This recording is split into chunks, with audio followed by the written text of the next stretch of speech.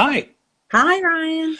how are you doing? I'm good. Happy New Year. Happy New Year. Yes, I always feel like I should wait until tomorrow to say it, but Oh, it's a new year. We can have a new year now. Happy New Year's Eve. Yes, Happy New Year's Eve. And you are closer to the new year than I Oh, that's true. That's true. am. So what makes a party for you? Well, what makes a party? Well, planning a party is very different than going to a party. So Mm. making a party has all of these like little steps, and for me, all these sort of um, little I don't know, little traditions or little like things that you have to do or have, especially for New Year's Eve. You have to have like, you know, little things that have And to. I, and I ask you that because you are known for having a New Year's party in Washington, D.C., or actually you're in Arlington. Yeah. And I didn't wear my hat today. Here, I'll put this Well, we haven't made them yet. That's a good one. Yeah. on. Yeah. Usually, well, that's another thing. I like to have You an make activity. hats. I like to have an activity. I'm superstitious. I like to like sort of invent little traditions and then sell it hard to people. Like, oh yeah, we've got to put all of these things in the fire. This means this and this means that, and they just nod their head and I go, okay, whatever. That's right. I'm like that too. I have all sorts of things that I like to do. Sometimes I try not to be too superstitious because then it's like if I didn't do this, then I didn't, Right. that Right. kind of thinking. Yeah. Yeah. But it's fun to do it, and let's talk more about it. But do you want to doodle first? Sure. We Let's get talk about started. doodle. Yeah. Yeah. And I am breaking one of my rules for doodling, which is that I've been working on a T-shirt for Doodle with Me, and so I'm going to just doodle on the stuff that I'll be doing for the T-shirt. And it may or may not work out tonight. But so usually I don't make it a project. I just like do whatever, and it is kind of like that. So anyway, I'm Okay. overthinking it. Never mind. Okay, well, I'll have to say that I'm a little bit cheating too because I'm starting with like found materials to doodle off of. So But that's kind of that's like how you yeah, like to work. yeah, Yeah. yeah, yeah. Okay, All so right. now switch, right? Yeah. And just to let you know how it usually works is that you'll be on the bottom half and I'll be on the top half of the frame. Okay. And I think that's all we need to know. Oh, I love those materials. Those look like Yeah, they look like they used to be engraving. yeah. So I cut them all up, and we'll see which ones I use. But I don't know. I think I'll just start maybe simply with just one, so sort of like a wiggle here. I had a guest, Zoe Charlton, who also started with collage, so that's cool. Oh, okay.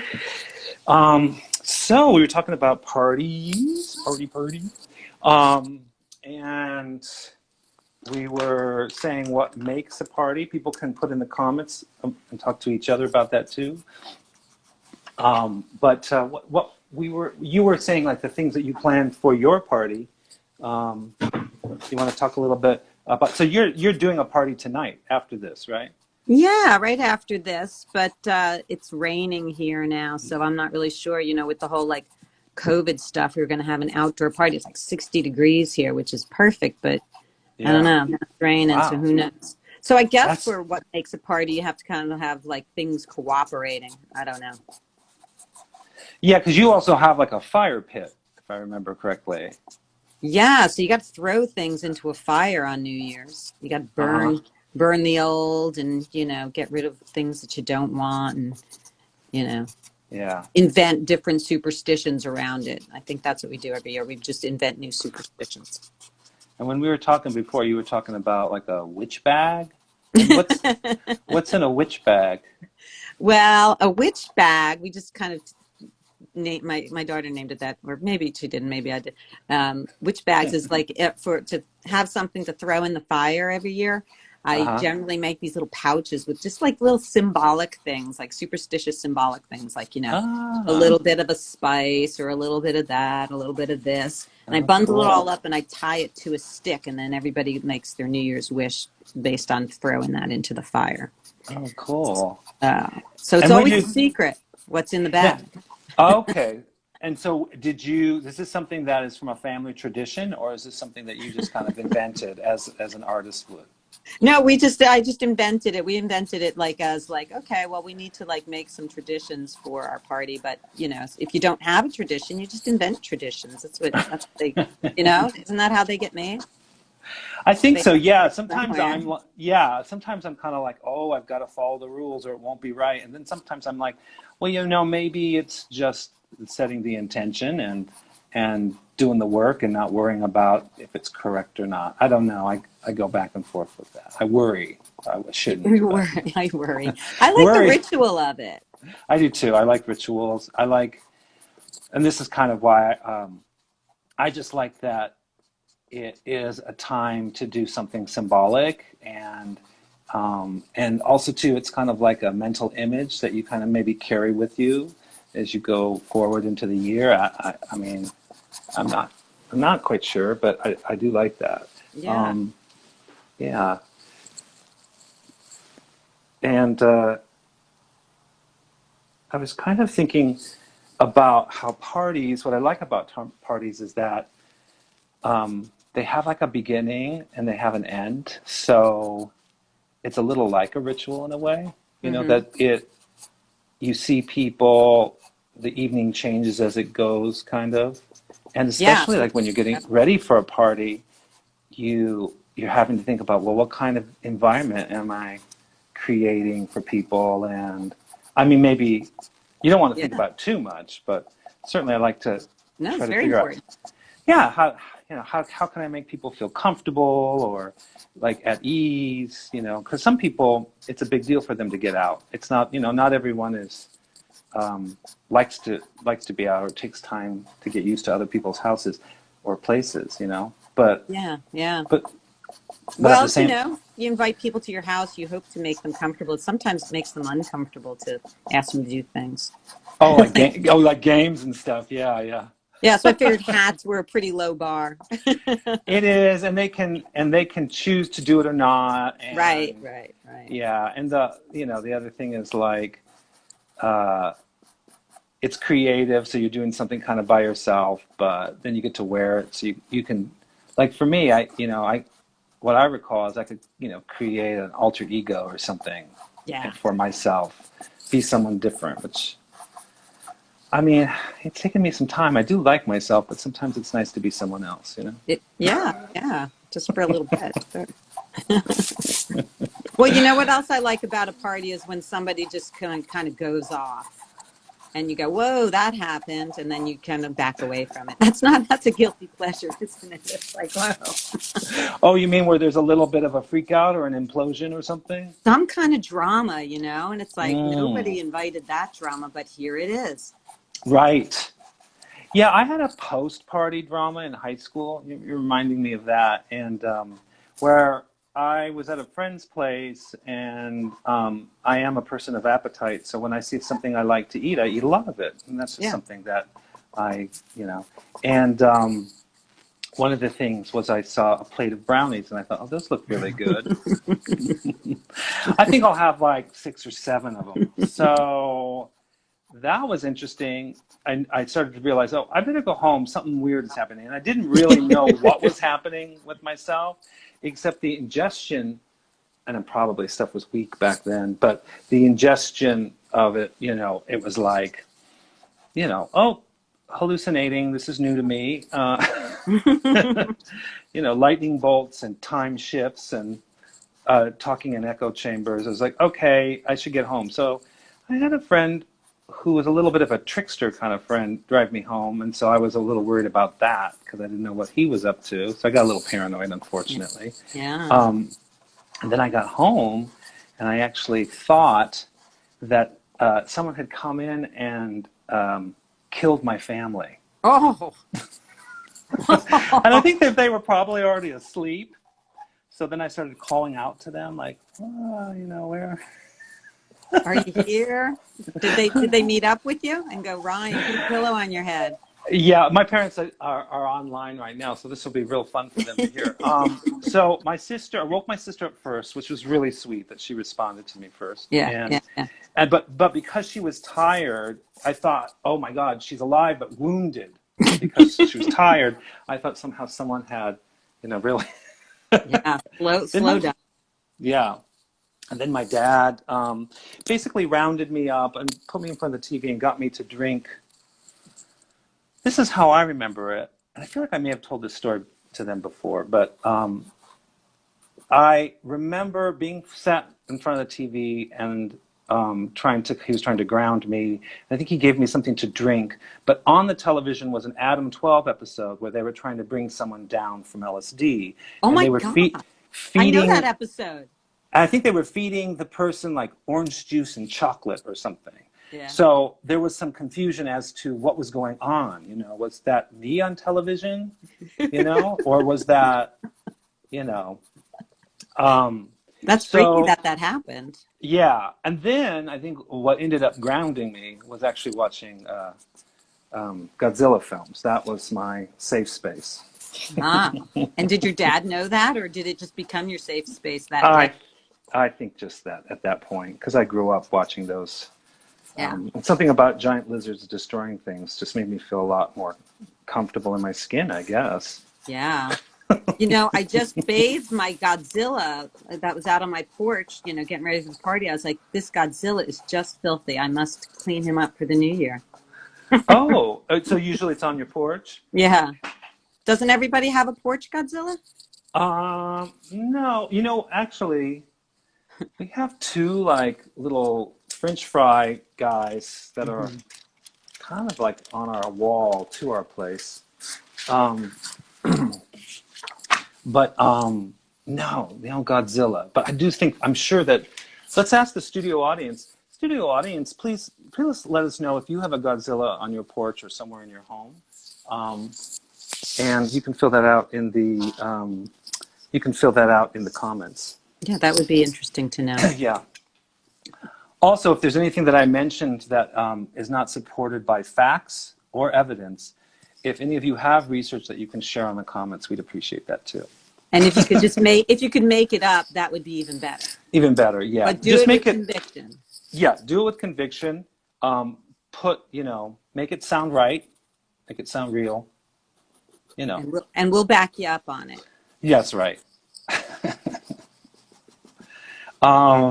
Yeah. So that was. Oh, and so the other thing, I guess I started to think about performance too, because I know that you and Rob, your partner, used to do like live filming of bands, right? Of a particular band, yeah. And are you still doing that? Yeah, we're not. It was the Plums, our friend John Martha's band. And that was a lot of fun. So I would actually sort of be like doing junk in the foreground, and Rob would be projecting video behind the band. And so, there would be a lot of different kind of images going there. And the bass player, Mark, would not pay attention so much to what they were playing. He would be watching the movie on the screen and play to that sometimes, he said, which is fun, which is a good way to do that. Yeah. It's like a feedback loop where you're giving them an idea of how they're perceived, and then they will, they're kind of responding to it. Because they were also, weren't they improvisational? They were, and so it was kind of like, a happening kind of a thing where it's like, let's see what's going to happen now. I don't know, and you just kind of follow along, and something happens. Yeah, so now something always happens. Yeah. And just to clarify what you mean by foreground, you were doing things in front of the camera as they were being documented. So, is that what you mean? Well, there was two things. So Rob would either be shooting the camera at what I was doing, like sewing on a sewing machine, or making dolls dance or whatever. And so sometimes that would be on the screen, but sometimes what would be on the screen is just like weird movie clips and Robbie stuff. Yeah. which is cool. Yeah. Okay. Cool. You were. I'm sorry. You're going to ask. You have done some improvisation stuff, no? Or is it more performance? It wasn't really, you kind of like knew what you were doing. You had it planned a little, That's but not all the time, right? no, not all the time. I'm trying to think. Early on, when I lived in LA, I worked with a lot of performance artists, and when I lived in New York, I worked with a lot of performance artists, and I was either a performer for them. Some of them would do things that were scripted, Mm-hmm. and sometimes they would give me just an idea or a character, and I would kind of write off of that. My favorite person kind of to perform with in terms of more improvisational was Johanna Wint. And the performance, it was 4-hour performance, but it was I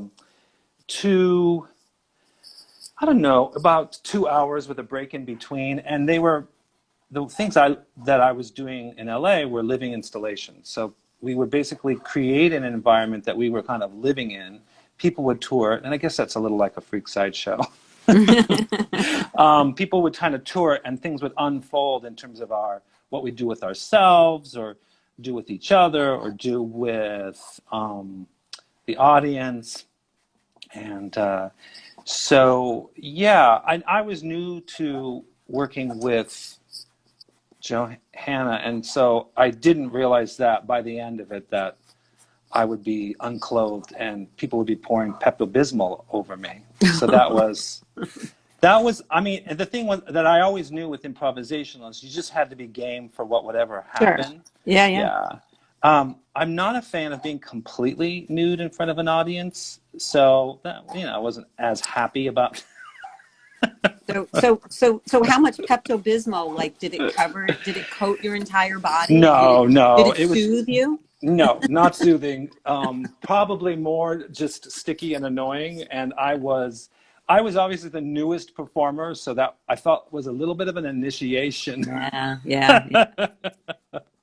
Let's see if Brian's a good sport. Yeah, if he's a good sport. Boy, and anything to belong with the cool kids, so that was a big thing for me. But in the long run, I think, it was, yeah, improvisation. I like it because you never know what's going to happen. I mean, that's kind of what is nice about Doodle with me and doodling. Although I realize that I'm pretty programmatic the way I doodle. I tend to make certain shapes over and over. Well, yeah, with doodling, Yeah. that you can't avoid that. So now so you're ending your Doodle with me time. Tell me about that. Yes. Or not if you don't feel like. Oh, I have another story to tell about that. But yeah, I am ending Doodle with me after January 7th. So yeah, I said when I started, and actually I started last year on December 31st, but then my first official show was on January 7th. So I'm going till January 7th this time. And I listened to the show, the January 7th show, and this is a segue, but I'll come back. Okay. You actually joined the show accidentally. Yeah. And that's I didn't what get the concept. no, but the concept was great. Let's do it. So you came on, and it was really great because we were talking about monsters, and it was right after insurrectionists, kind of stormed the Capitol. And so it was a good theme for talking about kind of scary things, Yeah. So that was interesting, and that also got me started to invite guests. So you started all this. In terms of why I'm ending, I said I would do it for a year, and that's kind of basically what I'm trying to keep. I guess I'm keeping to it. It's something that I really enjoyed doing, and something that's amazing. I'm so happy that I've done it. But I also feel like I'm spending a lot of time on Instagram. Yeah. And I'm trying to figure out how to have a different relationship to Instagram. That said, though, I mean, the sense of community on Instagram it's been amazing for me during this year, and it was, fantastic. So so it's kind of like with mixed feelings, but also, I could always come back with something different. Yeah. So I'm ending with next Friday with Pia Camille, who's an artist, and I believe she's in Mexico City. I'll find out a little bit more. And she's someone who I met in Tucson here, and just found her really interesting and wanted to reach out to her. So yeah, it's been really an amazing experience to do, and I'm really I watch a lot of talk shows, so I'm a big fan of like interviewers and creating kind of conversations, more Yeah. along the lines of like Dick Cavett and Jimmy Fallon. So, yeah. We Anyway. I just saw a Dick Cavett show with Lucille Ball and Carol Burnett and Oh, Lucy yeah. Arnaz. Do you know that one? Yes, I do. It's good, and you kind of realize that they're all really powerful women. I mean, they are, but they seem to be really like supportive of each other, and I loved it. Yeah, I love that interview. My whole And thing Dick, was I was loving Lucy's outfit, and she kept like fussing with her collar, which was this uh-huh. amazing big green lapel, which was really kind of nutty. Yeah. Yeah. Oh, she had the big collars, the big yeah. Huge collars. Yeah, and also I think that what's her daughter's name again? I just forgot for a second. Is Arnaz. Lucy Arnaz. Lucy, yeah, Lucille Arnaz now. Yeah. Or yeah, she's like a Lucy Junior. Yeah. Yeah. Yeah. Which is kind of strange. It is kind of interesting. But I felt like she was coming out of the shadow of her mother in a way. Like she already was starting to do like her singing and her. Yeah. Yeah, she seemed like she was, her own person. Yeah. Yeah. No, and you could see like that Carol Burnett was in awe of Lucy in a way too, but also, I could tell that they had industry talk on their own. Yeah. And they like messing with Dick Cavett, which I thought was amusing. Well, I think Dick Cavett I like him because he's curious about people, but I also felt like, which is also something that makes for a good party, is, that the host wants to make not only people comfortable, but also is curious and wants them to meet other people. So I love that. But, I think he also was still probably going to the Playboy Mansion. This is my fantasy. He's still going to Playboy Mansion and still kind of thought of himself as like intellectual swinger, but was still kind of like,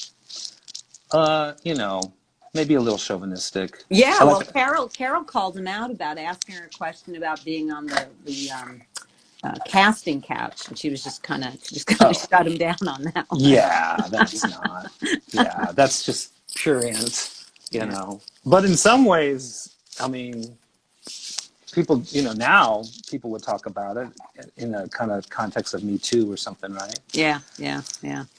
Yeah, like when you read about those old actresses, I'm not saying old actresses, but actresses in early Hollywood, I mean, it just sounds terrible. Yeah. So what party what's an example of a party that you've been to where you were noticing something about the host that was something that stuck with you, like, about the host? Yeah, about the host. I mean, anything? Or anybody at a party where you'd like, okay, well, that makes a party. Oh, I see what you're saying. Okay, that's a good question. Do you have an example? It might kind of jumpstart me. No, not really. I mean, I think what's another thing that kind of makes a party is like, you go and you like people will either make themselves at home, yes, or they won't. So the ones that make themselves at home, kind of like, oh, you have a talent for being at a party, don't you? And you kind of take notes about that. Like they go right into the refrigerator or or whatever. Yeah. right into the medicine cabinet. Yeah. It's like, Right. oh, what do they have? Yeah, I feel like either this is where sometimes I'm pathetic, but sometimes I'm like, did I see that on television or did someone tell me that where they put a Uh-huh. bunch of marbles in their medicine cabinet so when people came in, if they checked out the medicine cabinet at the party, all the marbles would fall out and you'd be able to hear them. Um, Do people but really expect people not to look in medicine cabinets at a party? I don't do it. I used to do it a little bit and then I Yeah. started feeling bad about it and I don't Yeah. do it. Because once you start to have your own parties, you're like, oh, I don't think I want other people to do it, so I shouldn't do it at their parties. But Yeah, I don't have a medicine cabinet, so. oh, there you go. That's right. A lot of people don't. But what else about a host? I was remembering that I had used to crash parties a lot. So Oh, tell me that. yeah, and sometimes you'd kind of go into a party and you'd see how the host dealt with crashers. Yeah. And sometimes they would just kind of let you be there, and then at some point they would be like, "You got to go." Yeah. You know what? We had a early on a crasher when we lived down in Roslyn, and we had this big long staircase to get up to our floor. And this guy came, and this two guys came, and they were totally crashing, and they were kind of like mild mannered for a while, and then all of a sudden they became unmild mannered. Uh-oh. And then my very tall friend Maurice Martin, hi Maurice, if you're there, and maybe not, he picked him up, like he just like picked him up and he threw him down the stairs. Ooh. He was just out my front door, like, okay, that's gone. It's like a saloon, you know? They It's just like kick them out into the mud on the street. Absolutely. And don't you dare come back unless you behave yourself. So, you know, that's funny. Or through the alley and into the trash cans. Yeah, yeah. Head first. Now this party host question has got me stumped. I'm really thinking about it. Mm. I'm always just so thankful and grateful to be invited to a party that I don't really think about, Yeah. you know, but there are some, yeah, there's definite, I've been to some parties where the host like won't introduce people to each other. And I'm not upset by that. I understand that there's a lot going on for them and they're just trying to process what's happening, you know, in their own home. But sometimes it's nice when a host will introduce me to someone else. I kind of like that. Absolutely. My friend Nancy usually makes the effort to meet at least 3 people at a party before leaving. So I've kind of tried to do that. Like tried to be open to meeting people, not to go to a party and just leave without meeting someone. So I'll try to meet people. That's a good goal. Yeah, just as an exercise and just to kind of go, you know, especially when I was single, I was like a little bit more shy about stuff. So, but yeah. Hosts, so what other things? I mean, there are some famous, crazy parties in movies. I forgot this one where there's a crazy like charade game that becomes basically a 60s orgy, and I forget which one that is. I think Rob might know this one. I think Julie Christie's in it, and it's got a little bit of a dark edge to it, kind of like a Fellini film, you know. But I never really want to go to parties like that. No. I'll just watch those in the movies. And I do kind of, you know, what I love about, you know, what you do is that I like the fire pit. I always like a fire. That's super comforting. And I like that you can kind of go out and hang out with a fire. If you've been in the house for a bit, you can go hang out with the fire. Hopefully the rain will stop, you know, by the end of this for you guys. So I do like, you know, where there's different rooms you can go to. Yes, I do like that in a party. Different rooms you can go to. You're right. You're right. You know, Amanda Kleinman, I'm now thinking about a party that she had, and there was a feeling at this party that everyone kind of knew each other and would just kind of come in and out, and everyone was at home. Like like people were just coming in and out as if it was like a group home, which it was, but it was like the group was like, you know, 50 people. That was kind of interesting. And like, oh, you know, it wasn't, you know, like, I guess maybe, not that I thought it would be formal, but that's always interesting where you kind of, it's a little more chaotic, which was fun. Group homes are interesting. Parties at group homes are really interesting to me because you've got a real mix of people because you have multiple hosts. Yeah. What's the best group house you've lived in? I've never lived in a Parties. group house. Never lived in a group house. Did you live in a group house? Well, like not like with 1,000,000 people, but with like 2 or 3 roommates. Yeah. Uh-huh. And Oh, I mean, when I was a grad student, I had yeah. 2 other roommates, Yeah. but we didn't do a lot together. And then when I lived in Washington, D.C., Kid and I lived with Alyssa, and we, it was like we'd all come in and out. But now and then we'd have our own, when we first started living together, we have our own little dance parties. That was fun. Turn on some records and we'd all just we just dance together. I liked that. Do you do a lot of,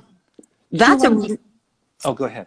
I was just gonna say that's a lot of fun when a party turns into a dance party. Then that's Yes. yeah. I do like that too. And it's not a forced dance party. It's No. just something that everyone just feels like it's time to do. Yeah. Oh, I am remembering now a host story. So I had a dentist. I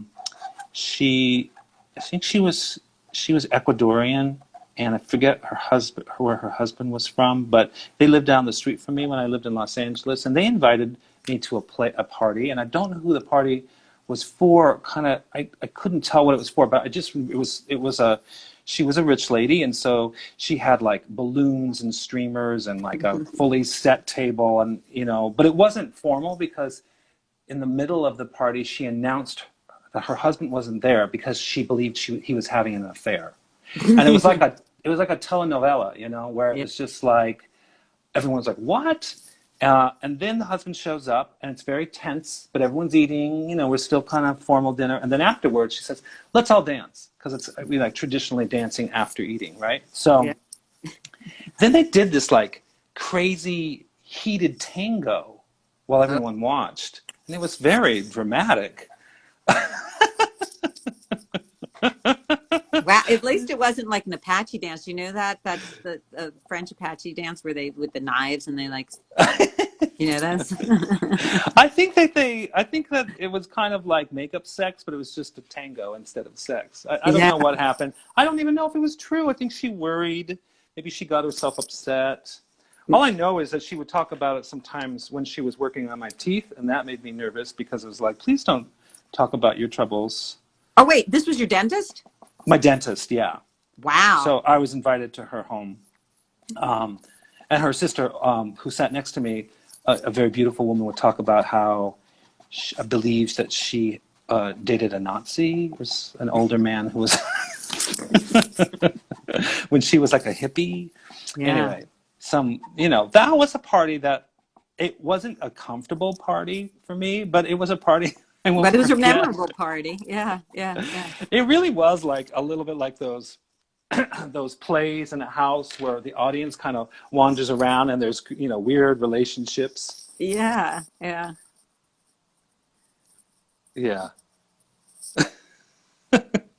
was this. So we were talking a little bit before about like drug things at parties that I've witnessed, and we were at a party one time that we just kind of wandered into. When I wander into, we just landed off of a plane and it came to a party with friends in California, and so some people had done K, and they were also vampires, right? So they thought they were vampires, and this one guy like filed his teeth down to 2 points. Anyway, wow. I was like all like just like off a plane and like, oh, I'm so tired that, I kind of just fell asleep a little bit and like had to go to the bathroom, got up to go to the bathroom, and somebody was in the bathroom for so long. I didn't know what to do about it because I didn't know any of these people really. And then there was a pounding coming from the other side of the bathroom door, and it's like, help me. I was like, oh man, look what I landed. No. Shoot. And so the little vampire that was in the bathroom, I opened the bathroom door, which was not locked. And he hugs me, he goes, oh my God, thank you so much. You saved me. I thought I was going to be trapped in there forever. I was like, oh my God, get out of the bathroom. I have to pee so badly. Was he's in a K-hole? He was in a K-hole in the bathroom. On the plane? No, not on the plane, but in this apartment, but it was like there was only one bathroom. And I needed to be in it. Yeah, when you gotta go, you gotta go.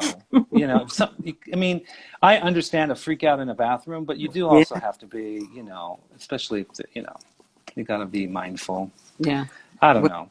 I was Not the to be. savior that day. Now, this is the thing. I was reading an essay, and you know, kind of like an avant-garde writer who's all talking about theory, and I got, you know, I geek out on that stuff. And but I was listening to it, and it's getting weirder and weirder, and then I started thinking, like, okay, this is starting to sound kind of, I don't know, the values or the politics of it were starting to bother me a little bit, and I Yeah. couldn't figure out where the person was coming from. I got very confused. And then later on, I read another blog in which this writer said that they were in they were you know taking ketamine while they were writing that, but that they didn't, you know, say their politics was that for a reason. But I am finding ketamine is in the news a lot lately, and I am curious about, like, Why? why, and also too, like, you know, drugs do have an effect on people's reality. And I wonder if this reality that people are now manifesting with this drug is something that's going to be positive or I mean, people say that it's great, that it's very positive, but from the outside of a person not taking It doesn't ketamine, look so much, huh? doesn't look so much.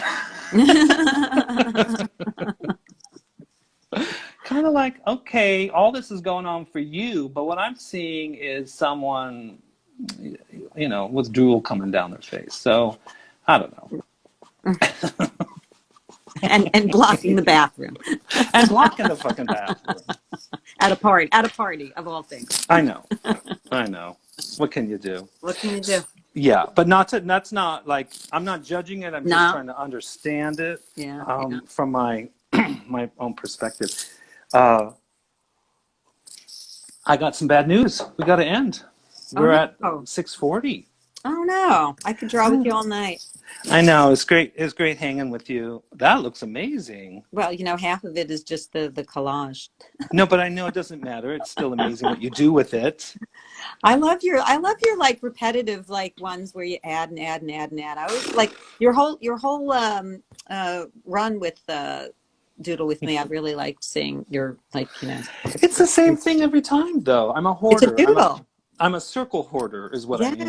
Yeah. Not a bad thing. No, it's not a bad thing. It's just something, you know, I'm trying to figure out. So I have to do our sign off. Thank you so much, Maribeth. You were the one who in some ways inspired people coming and visiting during the program. So thank you. And thank you for popping in and just, being part of this whole, this kind of year-long chat. Well, thanks for doing it. I think you hit on something really wonderful, and especially during that last year. It's like, oh, let's check in because we need to. We need to. If anything, just support each other, and look for support from people that we care about and that we trust, and all that stuff. All right. So, and I just wanted to send out some messages to folks. First message is, next Friday is the last episode of Doodle with Me. So if you'd like to keep coming back, please do. If not, you can always check out any of the episodes. There will be 54 at the end of the year.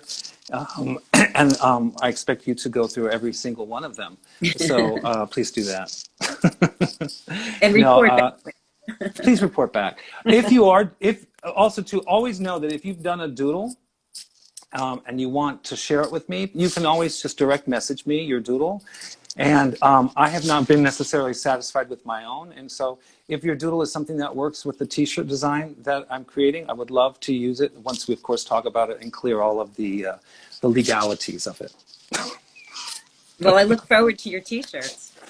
Yeah, well, every participant will get a t-shirt. So you'll get a t-shirt. Oh, great. It's kind of like Oprah. I'll put a t-shirt under everybody's chair. I have a t-shirt cannon, and I'll have to figure out how to send it over to DC. But. All right, cool. All right, you have a lovely night tonight, and everybody, Happy New Year. Happy New Year. Happy New Year. Woo! Let's be hopeful for a few days. Yay! Yes, let's do that. I promise. A couple of days at least. Just a couple of days. All right. Okay. Bye. Mwah. Everyone take care. Good to Bye-bye. see you. You too.